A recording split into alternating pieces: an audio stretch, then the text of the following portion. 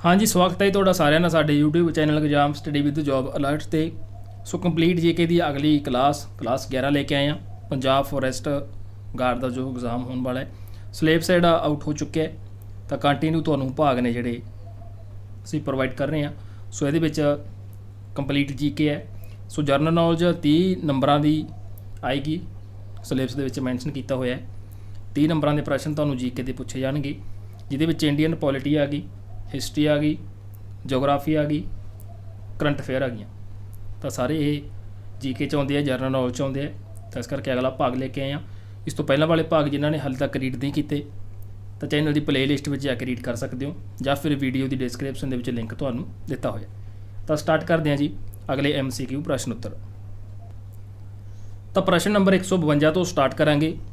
अष्ट दिग्गज ग्रुप की सी, ਜਾਂ ਸ਼ਾਰਟ ਦੇ ਵਿੱਚ ਇਦੋਂ भी ਸ਼ਾਰਟ ਦੇ ਵਿੱਚ ਪੁੱਛ ਲਿਆ ਜਾਂਦਾ ਹੈ अष्ट दिग्गज की सी।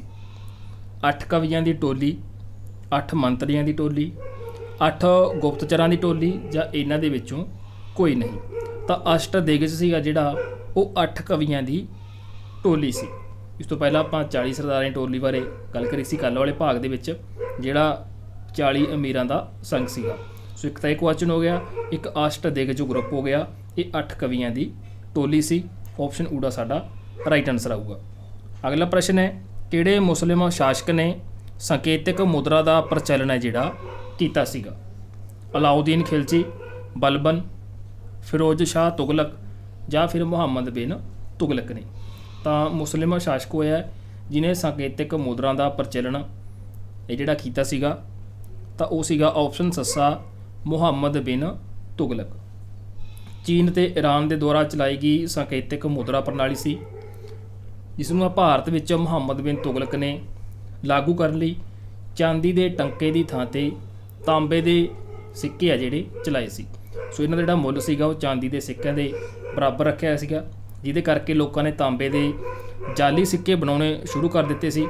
इस तो बाद बहुत भारी नुकसान होया सी, जिहदे करके सिक्किਆਂ ਨੂੰ वापस लैण दा फैसला कीता सी ते बदले दे विच चांदी के सिक्के ਜਿਹੜੇ ਦਿੱਤੇ गए सी, जिस करके राज का खजाना जिहड़ा खाली हो गया सी। इस करके इन्हूं पढ़िया लिखिया मूर्ख राजा भी कहा जाता सी मुहम्मद बिन तुगलक नूं। अगला प्रश्न है, दक्षिणी भारत ते हमला करने वाला पहला मुस्लिम शासक कौन सी जिन्हें दक्षिणी भारत ते हमला किया सी? अलाउद्दीन खिलजी, बलबन, फिरोज शाह तुगलक, या मुहम्मद बिन तुगलक? तो दक्षिणी भारत ते हमला करने वाला पहला मुस्लिम शासक सीगा जिहड़ा वो अलाउद्दीन खिलजी सीगा। ऑप्शन ऊड़ा साडा राइट आंसर आएगा। अगला प्रश्न है, अष्टमार्ग की है? 8 रास्तिਆਂ ਦਾ इकट्ठ, जैन धर्म ਦੀਆਂ ਸਿੱਖਿਆਵਾਂ ਦਾ इकट्ठ, महात्मा बुद्ध ਦੀਆਂ नैतिक ਗੱਲਾਂ, ਜਾਂ ਫਿਰ ਨਰਮਦਾ ਅਤੇ ਤਾਪਦੀ ਨਦੀ ਦਾ ਵਿਚਕਾਰਲਾ ਖੇਤਰ? ਤਾਂ अष्टमार्ग काफ़ी इंपॉर्टेंट क्वेश्चन है ये। अष्टमार्ग हो गया, अष्ट दिग्गज हो गए, 40 सरदारां ਦੀ टोली हो गई। सो 3 क्वेश्चन ने लगभग हर बार एग्जाम ਦੇ ਵਿੱਚ ਪੁੱਛੇ ਜਾਂਦੇ ਆ। ਤਾਂ ਜਿਹੜਾ ਅਸ਼ਟਮਾਰਗ ਸੀਗਾ ਉਹ ਮਹਾਤਮਾ ਬੁੱਧ ਦੀਆਂ ਨੈਤਿਕ ਗੱਲਾਂ ਨੂੰ ਜਿਹੜਾ ਕਿਹਾ ਜਾਂਦਾ ਸੀ। ਆਪਸ਼ਨ ਈਡੀ ਸਾਡਾ ਰਾਈਟ ਆਨਸਰ ਆਏਗਾ। ਸੋ ਇਸ ਤੋਂ ਇਲਾਵਾ ਕਿਹੜੀਆਂ ਇਹ 8 ਗੱਲਾਂ ਸੀ? ਸੋ ਕਈ ਵਾਰ ਇੱਕ ਆਪਸ਼ਨ ਦੇ ਵਿੱਚ ਪਾ ਦਿੱਤੀ ਜਾਂਦੀ ਹੈ। ਨੈਤਿਕ ਗੱਲਾਂ ਸੀ ਸੱਚਾ ਕਰਮ, ਸੱਚਾ ਵਿਚਾਰ, ਸੱਚਾ ਵਿਸ਼ਵਾਸ, सच्चा रहन सहन, सच्चा वचन, सच्चा यतन, सच्चा ध्यान, सच्ची समाधि। तो ये महात्मा बुद्ध जी दी नैतिक गल्लां सी। अगला प्रश्न है, महान जनपद की सी?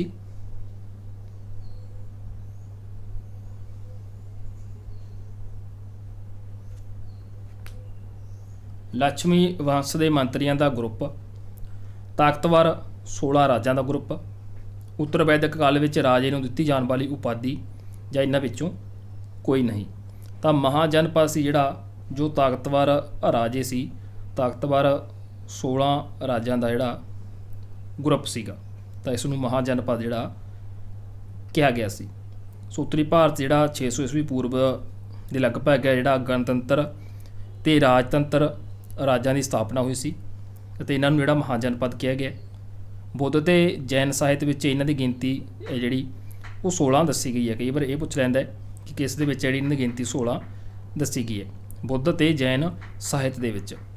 ਸੋ ਇਹ ਆਪਸ ਦੇ ਵਿੱਚ ਇਹਨਾਂ ਦੁਆਰਾ ਜਿਹੜਾ ਇਹਨਾਂ ਦੇ ਵਿਆਹ ਅਤੇ ਲੜਾਈ ਸੰਬੰਧ ਸੀ ਜਿਹੜੇ ਹੁੰਦੇ ਸੀਗੇ, ਕਿਸੇ ਦੇ ਵਿਆਹ ਨਾਲ ਹੁੰਦੇ ਸੀਗੇ, ਕਿਸੇ ਦੇ ਲੜਾਈ ਰਾਹੀਂ। ਸੋ ਇਹਨਾਂ ਦੇ ਵਿੱਚ ਇਹ ਚੱਲਦਾ ਰਹਿੰਦਾ ਸੀਗਾ। ਤਾਂ ਮਹਾਜਨਪਦ ਤਾਕਤਵਰ 16 ਰਾਜਾਂ ਦਾ ਗਰੁੱਪ ਸੀਗਾ ਜਿਹਨੂੰ ਮਹਾਜਨਪਦ ਕਿਹਾ ਜਾਂਦਾ ਸੀ। ਤਾਂ ਆਪਸ਼ਨ ਆੜਾ ਸਾਡਾ ਰਾਈਟ ਆਨਸਰ ਆਏਗਾ। ਅਗਲਾ ਪ੍ਰਸ਼ਨ ਹੈ, ਪਾਟਲੀਪੁੱਤਰ ਸ਼ਹਿਰ ਦਾ ਆਧੁਨਿਕ ਨਾਂ ਕੀ ਹੈ? ਵੈਸ਼ਾਲੀ, ਇਲਾਹਾਬਾਦ, ਲਖਨਊ ਜਾਂ ਫਿਰ ਪਟਨਾ। ਤਾਂ ਪਾਟਲੀਪੁੱਤਰ ਸ਼ਹਿਰ ਦਾ ਜਿਹੜਾ ਆਧੁਨਿਕ ਨਾਂ ਹੈ ਉਹ ਹੈ ਪਟਨਾ। ਤਾਂ ਕਈ ਵਾਰ ਪਟਨਾ ਸ਼ਹਿਰ ਦਾ ਪੁਰਾਣਾ ਨਾਮ ਪੁੱਛ ਲਿਆ ਜਾਂਦਾ ਹੈ, ਤਾਂ ਆਪਸ਼ਨ ਦੇ ਵਿੱਚ ਤੁਹਾਨੂੰ ਆ ਜਾਏਗਾ ਪਾਟਲੀਪੁੱਤਰ। ਤਾਂ ਇਹ ਜ਼ਰੂਰ ਧਿਆਨ ਦੇ ਵਿੱਚ ਰੱਖਣਾ, ਕਨਫਿਊਜ਼ ਕਰਨ ਵਾਸਤੇ ਤੁਹਾਨੂੰ ਉਲਟਾ ਪਲਟਾ ਕੇ ਕੁਐਸਚਨ ਪੇਸ਼ ਹੈ ਜਿਹੜਾ ਕੀਤਾ ਜਾ ਸਕਦਾ ਹੈ। ਸੋ ਪਟਨਾ ਨੂੰ ਇਹ ਨਾਂ ਸੀ ਜਿਹੜਾ ਸ਼ੇਰ ਸ਼ਾਹ ਸੂਰੀ ਨੇ ਇਹਨੂੰ ਪੁਨਰ ਸਥਾਪਿਤ ਕਰਕੇ ਦਿੱਤਾ ਸੀਗਾ। ਅਤੇ ਤੀਜਾ ਬੌਧ ਸੰਮੇਲਨ 255 ਈਸਵੀ ਪੂਰਵ ਦੇ ਵਿੱਚ ਰਾਜਾ ਅਸ਼ੋਕ ਨੇ ਪਾਟਲੀਪੁੱਤਰ ਵਿਖੇ ਕਰਵਾਇਆ ਸੀ। ਮਗਧ ਪ੍ਰਾਂਤ ਅਤੇ ਚੰਦਰਗੁਪਤ ਮੌਰੀਆ ਦੀ ਜਿਹੜੀ ਰਾਜਧਾਨੀ ਸੀ ਉਹ ਵੀ ਪਾਟਲੀਪੁੱਤਰ ਸੀਗੀ। ਤਾਂ ਆਪਸ਼ਨ ਸੱਸਾ ਸਾਡਾ ਰਾਈਟ ਆਨਸਰ ਆਏਗਾ। ਅਗਲਾ ਪ੍ਰਸ਼ਨ ਹੈ, ਕਲਿੰਗ ਦਾ ਯੁੱਧ ਕਦੋਂ ਹੋਇਆ ਸੀ? 261 ਈਸਵੀ ਪੂਰਵ, 265 ਈਸਵੀ ਪੂਰਵ, 326 ਈਸਵੀ ਪੂਰਵ ਜਾਂ ਫਿਰ 321 ਈਸਵੀ ਪੂਰਵ ਦੇ ਵਿੱਚ। ਤਾਂ ਕਲਿੰਗ ਦਾ ਯੁੱਧ ਸੀਗਾ ਜਿਹੜਾ 261 ਈਸਵੀ ਪੂਰਵ ਦੇ ਵਿੱਚ ਹੋਇਆ ਸੀ। ਕਲਿੰਗ ਦੇ ਯੁੱਧ ਵਿੱਚ ਜਿਹੜਾ ਰਾਜਾ ਅਸ਼ੋਕ ਨੇ ਕਲਿੰਗ ਦਾ ਸ਼ਾਸਕ ਸੀਗਾ ਖਾਰੇਵਾਲ, ਜੋ ਜੈਨ ਧਰਮ ਦਾ ਸਮਰਥਕ ਸੀਗਾ, ਇਸ ਨੂੰ ਹਰਾਇਆ ਸੀਗਾ। ਅਤੇ ਇਸ ਤੋਂ ਬਾਅਦ ਜਿਹੜਾ ਅਸ਼ੋਕ ਬੁੱਧ ਧਰਮ ਦਾ ਅਨੁਯਾਈ ਬਣ ਗਿਆ ਸੀ। ਕਲਿੰਗ ਹੈ ਜਿਹੜਾ ਉੜੀਸਾ ਰਾਜ ਦੇ ਵਿੱਚ ਸਥਿਤ ਹੈ ਅਤੇ ਰਾਜਾ ਅਸ਼ੋਕ ਨੇ ਕਲਿੰਗ ਯੁੱਧ ਦਾ ਜ਼ਿਕਰ ਜਿਹੜਾ ਉਹ ਸ਼ਿਲਾਲੇਖ ਦੇ ਵਿੱਚ ਵੀ ਕੀਤਾ ਹੈ। ਕਲਹਨ ਦੀ ਰਾਜਤਰੰਗਣੀ ਰਚਨਾ ਵਿੱਚ ਵੀ ਇਸ ਯੁੱਧ ਦਾ ਜ਼ਿਕਰ ਹੈ ਜਿਹੜਾ ਕੀਤਾ ਗਿਆ। ਅਕਸਰ ਪੁੱਛਿਆ ਜਾਂਦਾ ਹੈ ਕਿ ਰਾਜਤਰੰਗਣੀ ਰਚਨਾ ਕਿਸ ਨੇ ਕੀਤੀ ਸੀ? ਤਾਂ ਕਲਹਨ ਨੇ।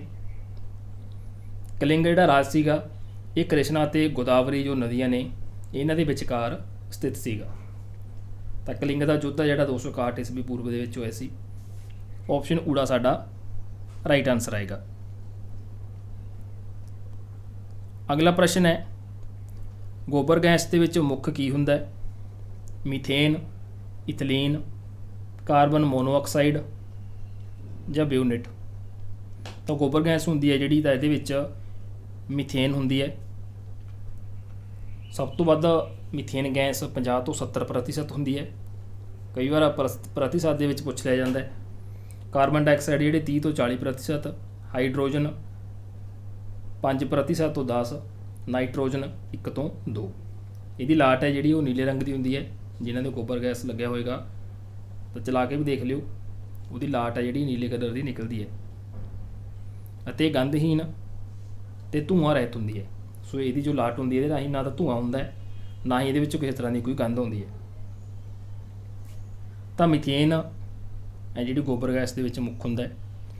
ਆਪਸ਼ਨ ਊੜਾ ਰਾਈਟ ਆਨਸਰ ਆਏਗਾ। ਅਗਲਾ ਪ੍ਰਸ਼ਨ ਹੈ, ਮਾਚਿਸ ਦੀ ਤੀਲੀ ਦੀ ਨੋਕ ਕਿਸ ਨਾਲ ਜਿਹੜੀ ਬਣੀ ਹੁੰਦੀ ਹੈ?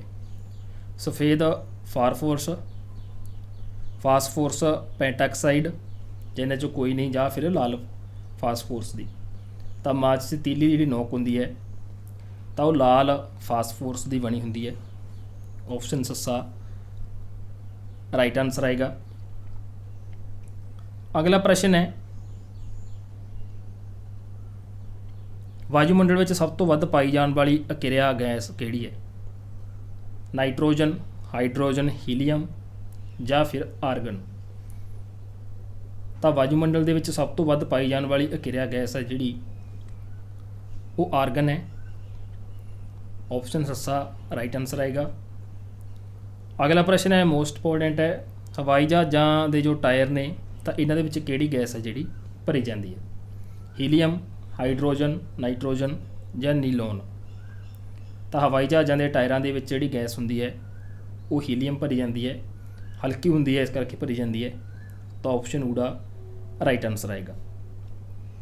ਅਗਲਾ ਪ੍ਰਸ਼ਨ ਹੈ, ਰਾਸ਼ਟਰੀ ਯੁਵਾ ਦਿਵਸ ਮਨਾਇਆ ਜਾਂਦਾ ਹੈ ਸੋ ਕਿਹਨਾਂ ਦੇ ਨਾਮ ਤੇ?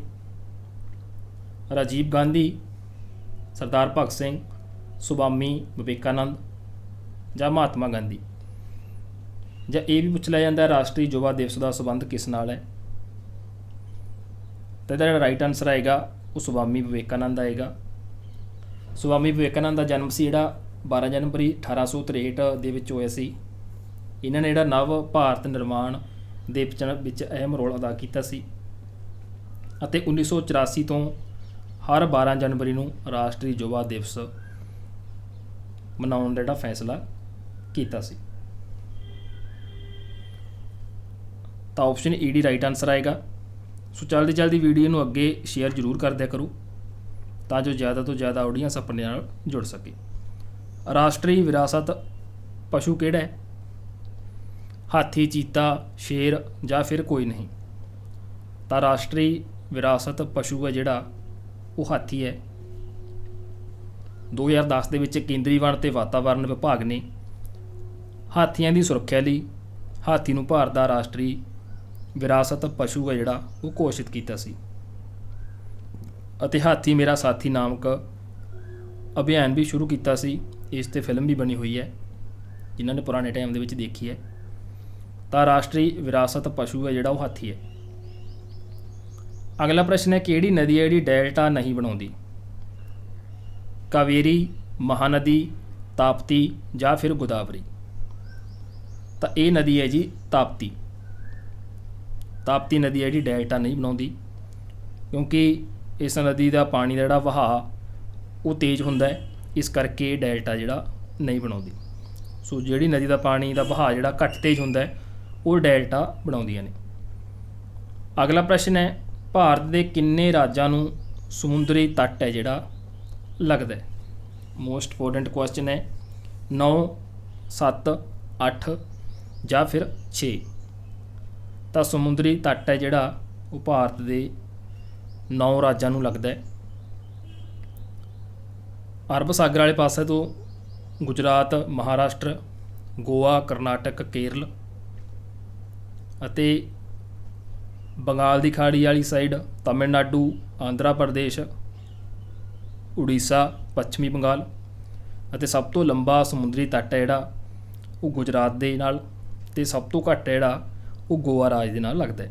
ਸੋ ਕਈ ਵਾਰ ਇਹ ਪੁੱਛ ਲੈਂਦਾ ਕਿ ਸਭ ਤੋਂ ਲੰਬਾ ਸਮੁੰਦਰੀ ਤੱਟ ਹੈ ਜਿਹੜਾ ਕਿਸ ਨਾਲ ਲੱਗਦਾ ਹੈ? ਤਾਂ ਗੁਜਰਾਤ ਨਾਲ ਲੱਗਦਾ ਹੈ। ਅਗਰ ਸਭ ਤੋਂ ਘੱਟ ਪੁੱਛ ਲਿਆ ਤਾਂ ਗੋਆ ਰਾਜ ਨਾਲ ਹੈ। ਟੋਟਲ ਪੁੱਛ ਲਿਆ ਤਾਂ 9 ਹੈ। ਸੋ ਇਹ 3 ਕੁਐਸਚਨ ਬਣਦੇ ਇਹਦੇ ਵਿੱਚ। ਤਾਂ ਆਪਸ਼ਨ ਊੜਾ ਸਾਡਾ ਰਾਈਟ ਆਨਸਰ ਆਏਗਾ। ਅਗਲਾ ਪ੍ਰਸ਼ਨ ਹੈ ਭਾਰਤ ਦੀ ਸਭ ਤੋਂ ਲੰਬੀ ਹੱਦ ਕਿਹੜੇ ਦੇਸ਼ ਦੇ ਨਾਲ ਲੱਗਦੀ ਹੈ? ਚੀਨ, ਪਾਕਿਸਤਾਨ, ਬੰਗਲਾਦੇਸ਼ ਜਾਂ ਫਿਰ ਨੇਪਾਲ। ਤਾਂ ਭਾਰਤ ਦੀ ਸਭ ਤੋਂ ਲੰਬੀ ਹੱਦ ਹੈ ਜਿਹੜੀ ਉਹ ਬੰਗਲਾਦੇਸ਼ ਦੇ ਨਾਲ ਲੱਗਦੀ ਹੈ। ਬੰਗਲਾਦੇਸ਼ ਹੈ ਟੋਟਲ ਕਿਲੋਮੀਟਰ ਜਿਹੜਾ 4096। ਫਿਰ ਆਉਂਦਾ ਚੀਨ 3917। ਫਿਰ ਆਉਂਦਾ ਪਾਕਿਸਤਾਨ 3310 ਤੀਜੇ ਨੰਬਰ 'ਤੇ। ਚੌਥੇ 'ਤੇ ਆਉਂਦਾ ਨੇਪਾਲ 1752। ਫਿਰ ਮਿਆਂਮਾਰ ਆਉਂਦਾ 1458। ਫਿਰ ਭੂਟਾਨ ਆਉਂਦਾ 587। ਅਫਗਾਨਿਸਤਾਨ ਆਉਂਦਾ 80 ਕਿਲੋਮੀਟਰ ਅਤੇ ਭਾਰਤ ਦੀ 7 ਦੇਸ਼ਾਂ ਨਾਲ ਜਿਹੜੀ ਉਹ ਹੱਦ ਲੱਗਦੀ ਹੈ। ਤ੍ਰਿਪੁਰਾ ਰਾਜ ਨੂੰ ਹੈ ਜਿਹੜੀ ਬੰਗਲਾਦੇਸ਼ ਦੀ 3 ਪਾਸਿਓਂ ਹੱਦ ਲੱਗਦੀ ਹੈ। ਤਾਂ ਲੰਬੀ ਹੱਦ ਪੁੱਛਿਆ ਗਿਆ ਬੰਗਲਾਦੇਸ਼ ਆਏਗੀ 4096 ਕਿਲੋਮੀਟਰ। ਆਪਸ਼ਨ ਈ ਡੀ ਸਾਡਾ ਰਾਈਟ ਆਨਸਰ ਆਏਗਾ। ਅਗਲਾ ਪ੍ਰਸ਼ਨ ਹੈ ਕਰਕ ਰੇਖਾ ਭਾਰਤ ਦੇ ਕਿੰਨੇ ਰਾਜਾਂ ਵਿੱਚੋਂ ਗੁਜ਼ਰਦੀ ਹੈ? 10, 7, 9 ਜਾਂ ਫਿਰ 8। ਤਾਂ ਕਰਕ ਰੇਖਾ ਜਿਹੜੀ ਇਹ 8 ਰਾਜਾਂ ਦੇ ਵਿੱਚੋਂ ਗੁਜ਼ਰਦੀ ਹੈ। ਗੁਜਰਾਤ ਹੋ ਗਿਆ, ਰਾਜਸਥਾਨ ਹੋ ਗਿਆ, ਮੱਧ ਪ੍ਰਦੇਸ਼ ਹੋ ਗਿਆ, ਛੱਤੀਸਗੜ੍ਹ, ਝਾਰਖੰਡ, ਪੱਛਮੀ ਬੰਗਾਲ, ਤ੍ਰਿਪੁਰਾ ਅਤੇ ਮਿਜ਼ੋਰਮ। ਮੱਧ ਪ੍ਰਦੇਸ਼ ਰਾਜ ਵਿੱਚ ਸਭ ਤੋਂ ਲੰਬੀ ਦੂਰੀ ਤੈਅ ਇਹ ਕਰਦੀ ਹੈ। ਤਾਂ ਇਹ ਵੀ ਯਾਦ ਰੱਖਿਓ। ਤਾਂ ਆਪਸ਼ਨ ਸੱਸਾ ਸਾਡਾ ਰਾਈਟ ਆਨਸਰ ਆਏਗਾ। ਅਗਲਾ ਪ੍ਰਸ਼ਨ ਹੈ ਜਿਹੜਾ ਦਸ਼ਾਂਤਰ ਇੰਗਲੈਂਡ ਦੇ ਗ੍ਰੀਨ ਵਿੱਚੋਂ ਦੀ ਲੰਘਦਾ ਹੈ ਉਹ ਕਿਹੜਾ ਹੈ? ਭੂਮੱਧ ਰੇਖਾ, ਮੁੱਖ ਮੱਧਿਆਨ, ਮਕਰ ਰੇਖਾ ਜਾਂ ਫਿਰ ਕਰਕ ਰੇਖਾ। ਤਾਂ ਇਹ ਦਸ਼ਾਂਤਰ ਹੈ ਜੀ ਮੁੱਖ ਮੱਧਿਆਨ ਰੇਖਾ, ਇਸ ਨੂੰ ਕਿਹਾ ਜਾਂਦਾ ਹੈ। ਜੋ ਇੰਗਲੈਂਡ ਦੇ ਗ੍ਰੀਨ ਵਿੱਚੋਂ ਲੰਘਦਾ ਹੈ। ਆਪਸ਼ਨ ਆੜਾ ਸਾਡਾ ਰਾਈਟ ਆਨਸਰ ਆਏਗਾ। ਅਗਲਾ ਪ੍ਰਸ਼ਨ ਮਹੱਤਵਪੂਰਨ ਹੈ। ਚਿਪਕੋ ਅੰਦੋਲਨ ਇੱਕ ਅੰਦੋਲਨ ਚੱਲਿਆ ਸੀ, ਇਸ ਸੰਬੰਧੀ ਕਿਹੜਾ ਤੱਥ ਹੈ ਜਿਹੜਾ ਸਹੀ ਹੈ? ਤਾਂ ਇਹ ਅੰਦੋਲਨ ਸੀ ਜਿਹੜਾ ਦਰੱਖਤਾਂ ਨੂੰ ਬਚਾਉਣ ਵਾਸਤੇ ਚੱਲਿਆ ਸੀਗਾ, ਕਿਉਂਕਿ ਦਰੱਖਤ ਜ਼ਿਆਦਾ ਕੱਟੇ ਜਾਣ ਲੱਗ ਗਏ ਸੀ ਅਤੇ ਲੋਕ ਇਹਨਾਂ ਨੂੰ ਬਚਾਉਣ ਲਈ ਦਰੱਖਤਾਂ ਨੂੰ ਚਿੰਬੜ ਜਾਂਦੇ ਸੀ। ਤਾਂ ਕਿਹੜਾ ਤੱਥ ਹੈ ਜਿਹੜਾ ਇਸ ਸੰਬੰਧੀ ਸਹੀ ਹੈ? ਸੁੰਦਰ ਲਾਲ ਬਹੁਗੁਣਾ ਇਹਦਾ ਸੰਸਥਾਪਕ ਸੀਗਾ। ਕਾਰਜਕਰਤਾ ਸੀ ਜਿਹੜੇ ਦਰੱਖਤਾਂ ਦੇ ਨਾਲ ਚਿਪਕ ਜਾਂਦੇ ਸੀ। ਇਸ ਦਾ ਸੰਬੰਧ ਉੱਤਰਾਖੰਡ ਪ੍ਰਦੇਸ਼ ਨਾਲ ਸੀ। ਜਾਂ ਆਪਸ਼ਨ ਸੱਸਾ। ਅਤੇ ਇਹਦਾ ਆਨਸਰ ਜਿਹੜਾ ਆਪਸ਼ਨ ਸੱਸਾ ਹੀ ਆਏਗਾ। ਤਿੰਨੋਂ ਤੱਥ ਜਿਹੜੇ ਸਹੀ ਨੇ। ਸੁੰਦਰ ਲਾਲ ਬਹੁਗੁਣਾ ਇਹਦਾ ਸੰਸਥਾਪਕ ਹੋਇਆ। ਅਗਰ ਸੰਸਥਾਪਕ 'ਤੇ ਕੁਐਸਚਨ ਪੁੱਛਿਆ ਜਾਂਦਾ ਹੈ ਚਿਪਕੋ ਅੰਦੋਲਨ ਦਾ ਸੰਸਥਾਪਕ ਉਹ ਕੌਣ ਸੀਗਾ, ਤਾਂ ਸੁੰਦਰ ਲਾਲ ਬਹੁਗੁਣਾ ਆਏਗਾ। ਇਹ ਹੈ ਕੀ ਸੀਗਾ? ਜਿਹੜੇ ਕਾਰਜਕਰਤਾ ਸੀ ਇਹਦੇ ਨਾਲ ਜੁੜੇ ਹੋਏ ਸੀ ਉਹ ਦਰੱਖਤਾਂ ਨਾਲ ਚਿਪਕ ਜਾਂਦੇ ਸੀ, ਦਰੱਖਤ ਕੱਟਣ ਨਹੀਂ ਦਿੰਦੇ ਸੀ। ਇਹਦਾ ਸੰਬੰਧ ਕਿਹੜੇ ਪ੍ਰਦੇਸ਼ ਦੇ ਨਾਲ ਸੀਗਾ?